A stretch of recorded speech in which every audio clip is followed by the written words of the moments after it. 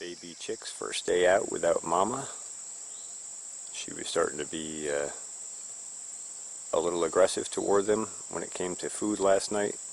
So I decided they were big enough to fend for themselves. Put her back in with the main chicken flock. And now they're on their own. And they're really enjoying their wild forage time here. And you can see they've taken up dust bathing in the same spots with their parents dust bathe. So they're doing really well. I'll try and get a close-up of them later on. Their feathers are really developing. They're just turning into these beautiful young birds. Very proud and happy about that. Alright, on to the real action.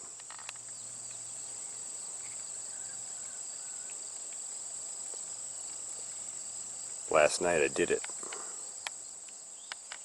Last night I pulled out all the old Roma tomato infrastructure, picked up all the stones, pulled out all the drip line, pulled out all the posts, the cages, the wires, everything clear, and mowed this clean. So now we're going to cover crop this with buckwheat and then probably plant it into rye later in the season. This will provide a nice honey crop for the bees. I probably will throw a small sunflower mix of older seeds that I have. Don't know if they'll germinate or not, but maybe they will.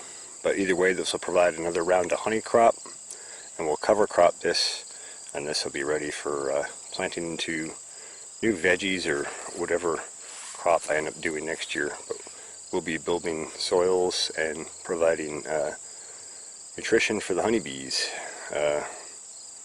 among many other integral pieces. And one of the really cool things about regenerative agriculture is how well all those different natural pieces snap together.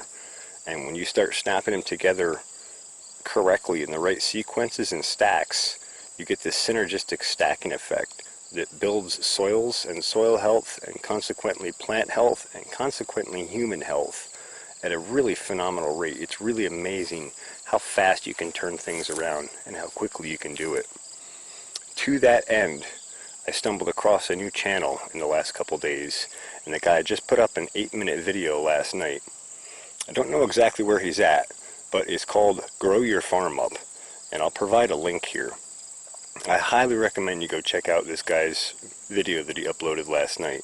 Really cool dude, regenerative agriculture, farming organic seed corn. He's one of the innovators farming organic seed corn. And it's really exciting to hear what he says about what they're doing right now, how that whole supply chain works, and how complex that really is to orchestrate and manage at scale, and how well they're doing it at scale. So please go check his channel out, Grow Your Farm Up. This dude is awesome, and he's cutting edge for where farming is going in the future. What he's doing now, in 20 years, is going to become the mainstream. This stuff is blowing up, and it's really cool to see it being done at scale finally, successfully, by somebody who really knows what they're doing. So please check out his channel, Grow Your Farm Up. Other than that, you can see things are just growing well here. I guess we'll just take a quick walk through. This is obviously the buckwheat in this last planting of sweet corn in here. There's also some sunflowers in here. Yeah, there's one.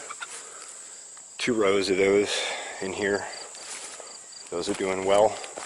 Those have had inoculants and foliar feeds, and actually tonight these get another foliar feed, as do the basil and tomatoes. We'll just take a real quick glance at the other corn crops here. Buckwheat is starting to open into flower, so I imagine we'll have flowers that are open with nectar on them in probably another week or so. Amazing how fast that stuff grows from seed to flower.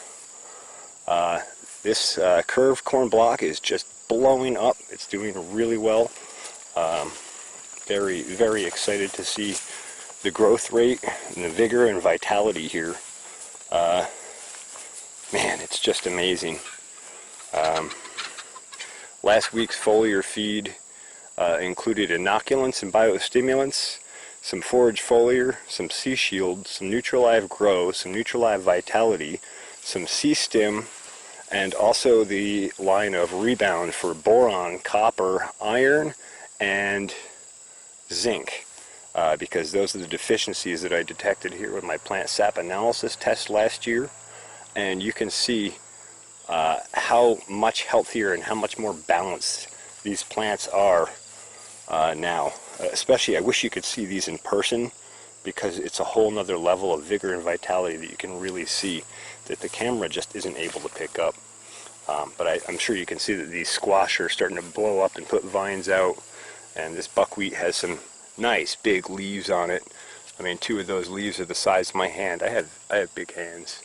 And things are just growing really, really well. So I'm very stoked about this. I did a video on the honeybees here, taking the pollen out of the sweet corn yesterday. And actually there's one up there, kind of getting late in the day for it. Oh, actually.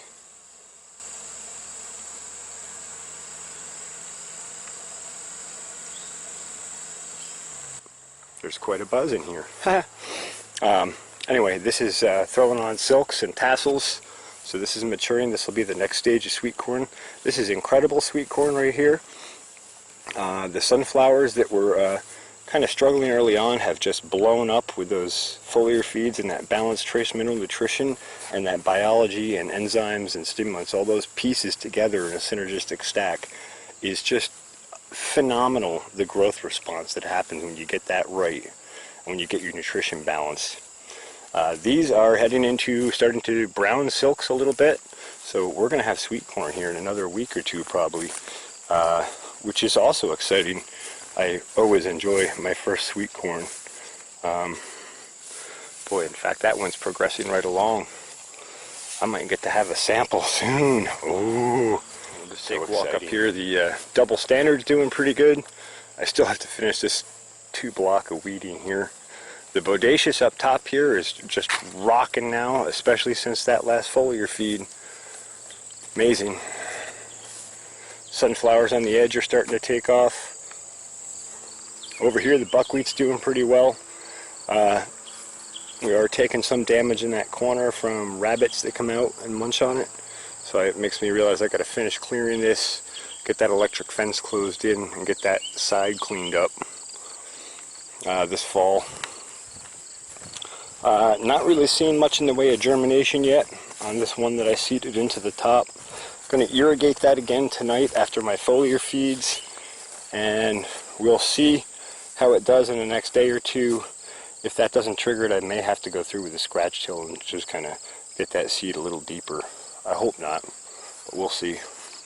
And then I showed off this area the other day, the other video, where I cleaned this all up and we're ready to go. I think I said this whole area is 60 by 60. I misspoke on that. The new area here is 60 by 60. The entire area is 120 by 60, so 7,200 square feet. And I'm going to cover crop all of this and try and get this soil really built up well and get weeds under control and turn this into a really smooth, seamless, productive no-till system. Hopefully that'll work out well for me. If not, I'll find where the failure spots are, correct for them, and carry on. Alright, I've babbled on enough. I just wanted to do a quick update. Mainly wanted to point out Grow Your Farm Up. Please go check his channel out. Awesome that we have people doing this, producing high nutrition density seed at scale. That's really, really, really important for the regenerative agricultural movement. If we don't have good seed to go with our good soils and good practices, we can't grow anything. So I'm super excited about that. And I guess I'll just give you a quick shot of the sunflowers here going down. They're taking off too, so that's exciting. Oh, look at that. The cheepy cheeps came out to pose for me. Yeah, see how beautiful their feathers are color filling in? Look how beautiful these birds are now. Look at the colors on these guys. Just gorgeous.